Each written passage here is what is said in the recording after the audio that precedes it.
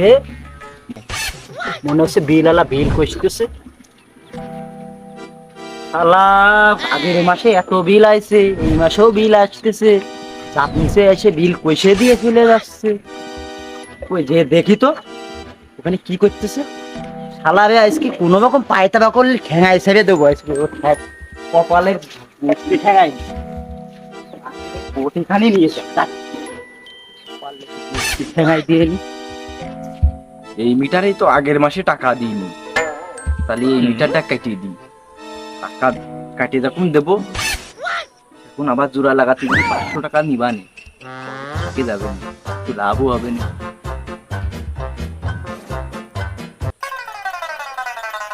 গোষ্ঠী ঠেঙাই